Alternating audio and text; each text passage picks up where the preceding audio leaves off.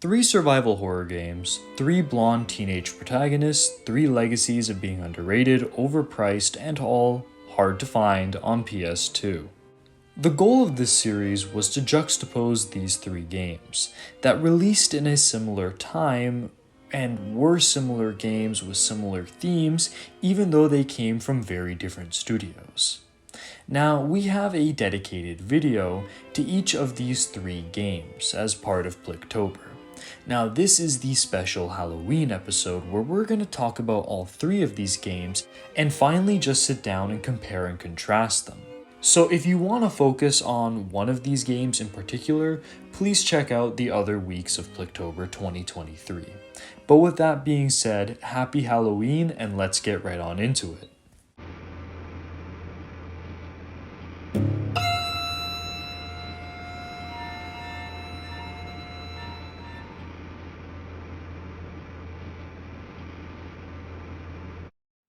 So whether or not you've just watched my videos or if you've somehow played all of these games, whether you're a collector or an emulator, it's fair to say that there are quite a few similarities.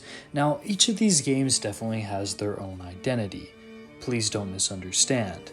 However, there's an eerie amount of, character designs that are similar. And if not that, certain gameplay elements or ideas that are similar.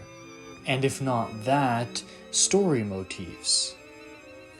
So, for example, all of these games in some way, shape, or form have the idea of a woman fighting for her own sense of autonomy, whether it's Heather's quest for an abortion, Fiona's quest to escape her predators, or Jennifer's quest to recognize her past and move forward as a stronger person rather than let the trauma of her memories take her over.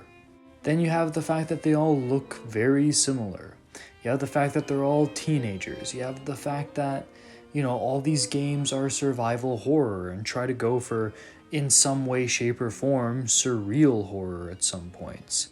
So this starts to beg the question, are the development teams linked in some way? After doing some research, no, not really. If anything, Silent Hill 3 could be seen as a trendsetter for a lot of the stylistic choices that the other two games would follow through. Haunting Ground could definitely be seen as a source of inspiration for Rule of Rose. I mean, the developers of Rule of Rose even admitted to being deeply inspired by Resident Evil. And when you consider the inclusion of an airship as well as a premise, or at least a setup for a story that's very similar to Sugimura's version of Resident Evil 4, which involves a girl and her dog trying to escape the dangers, you kinda see how Capcom had an influence on Punchline. So it's very loosely connected or ambiguous at best as to whether or not the developers are linked.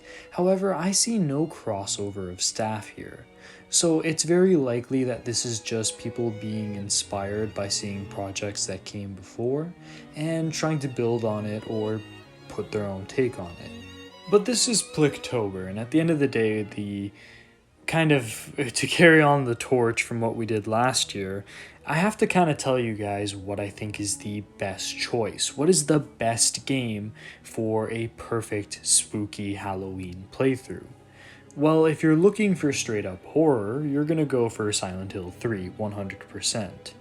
If you're looking for a very powerful, gut-wrenching narrative that's going to stick with you and psychological themes that are going to mess with you way down the pipeline, you should definitely try out Rule of Rose. Again, the story is the best part of that game. I could see that becoming a Netflix series super easy. But as an overall package, I'm still going to have to go with Haunting Ground, as the story, the gameplay, the replayability, the unlockables, the mechanics, even the shitty areas are stuff that you can deal with. Whereas Rule of Rose definitely has its deal-breaking parts, and Silent Hill 3 can be a chore to play sometimes. Going back to the whole idea of these games being interconnected in one way or another, you have the whole idea of shared flaws. I mean, these games are very similar, so it's only fitting that they'd have similar flaws, and that comes in the form of crappy sections and some pacing issues. Now, with Silent Hill 3, of course, I mentioned how There's certain areas and level design that just kind of kill the pacing and make it a chore to play. You have Haunting Ground that has certain levels which are just really annoying and boring. You have a roadblocky bit towards the end. And Rule of Rose has the entire third act be a gauntlet of the worst feature in the game, which is combat.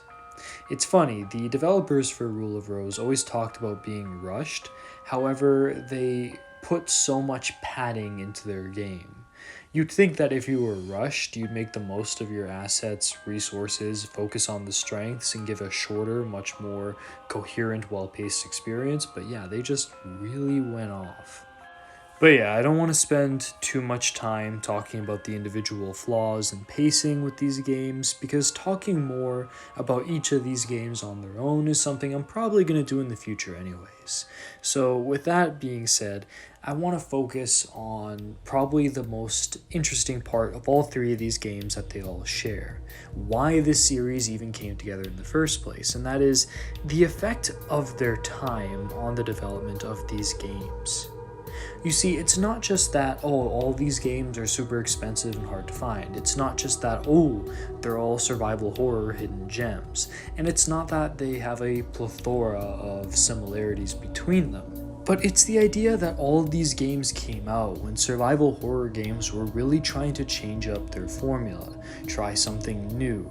You see this in Silent Hill 3's self-awareness, and Haunting Ground's complete reinvention and revigorating of the clock tower formula, and how Rule of Rose is literally a company that only made one other game up until this point, trying something new in a framework that's already been well established and putting their own unique take on it.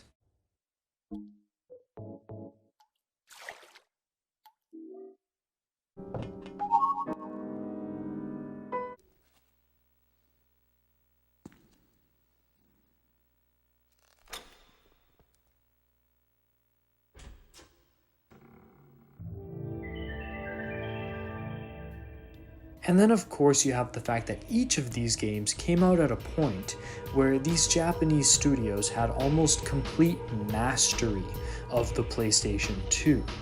So they were pushing these games, and the console by extension, to its absolute limits. Now of course Rule of Rose lags behind a little bit in this regard, looking much more like a standard PS2 game. However, its CG cutscenes show that the developers really know what they were doing, and who knows, if they had more time with development, they probably would have been able to sort this out to get to the point where Silent Hill 3 and Haunting Ground each look like really early PS3 games in their own right.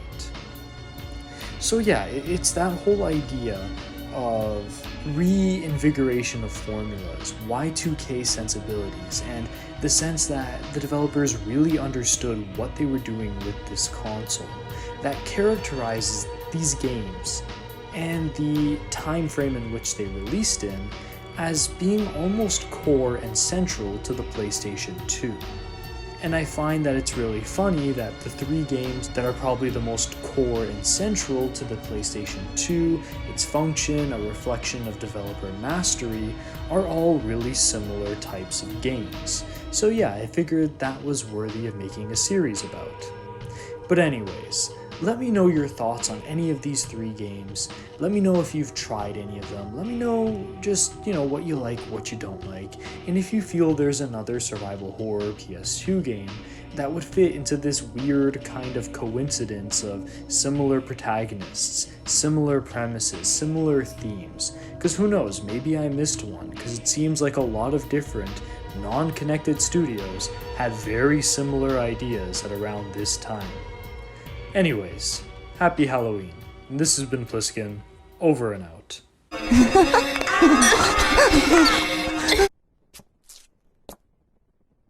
Who would even think of doing something so disgusting? This is Solid Snake. Hey, subscribe to Pliskin Boy. God damn it. You heard him.